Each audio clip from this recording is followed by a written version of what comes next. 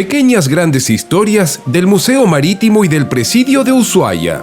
La Serre, el faro del fin del mundo y la fundación de Ushuaia. En 1881, Argentina y Chile firmaron el Tratado de Límites para fijar sus bordes precisos a lo largo de la frontera que tienen en común. Pero para establecer la soberanía argentina en la zona y poblar los territorios más lejanos, primero era necesario asegurar las condiciones de navegación hacia Tierra del Fuego. En 1882, la expedición austral-argentina de Luis Piedrabuena y Giacomo Bove navegó los mares australes en la corbeta Cabo de Hornos.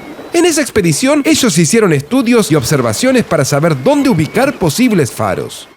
El faro de San Juan de Salvamento. La idea era mejorar la seguridad de la navegación en las violentas aguas de la Isla de los Estados, para que dejara de ser un cementerio de naufragios. Colocar un faro allí convertiría a la isla en una guía para navegar con menos dificultad hacia el temido Cabo de Hornos. En 1883, el presidente Roca ordenó que se instalen las subprefecturas marítimas para la Isla de los Estados y Tierra del Fuego. Por eso, antes de la fundación de Ushuaia, ocupamos la Isla de los Estados y se instaló el faro de San Juan de Salvamento, más conocido como el faro del fin del mundo. Un año después llegó a la Isla de los Estados la División Expedicionaria del Atlántico Sur, comandada por el comodoro Augusto La Serre. El 25 de mayo de 1884, La Serre inauguró el faro de San Juan de Salvamento, una estación de salvataje y la subprefectura. Además, oficializó y reorganizó la estación de salvamento de náufragos y barcos en problemas de la Isla de los Estados. La fundación de Ushuaia. En septiembre de 1884, la División Expedicionaria del Atlántico Sur llega con La Serre a Ushuaia junto a 20 hombres, a bordo de la cañonera Paraná. Hasta ese momento, Ushuaia era una aldea de 300 habitantes, con mayoría de ingleses y yaganes.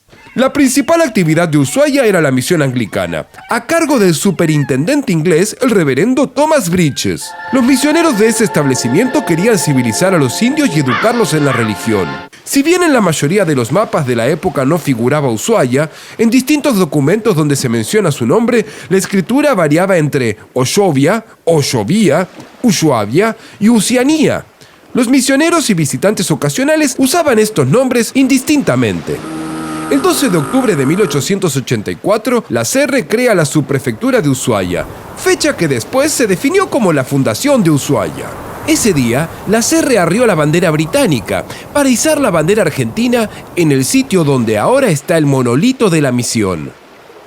Tiempo después, por decreto nacional, Ushuaia fue designada capital de Tierra del Fuego, con Félix Paz como gobernador.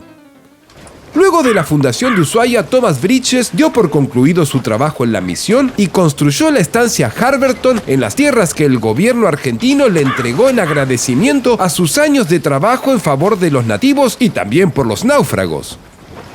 Además de fundar las subprefecturas y el faro, La Serre construyó algunas casitas y dejó a un grupo de 20 personas para que vivieran en Ushuaia.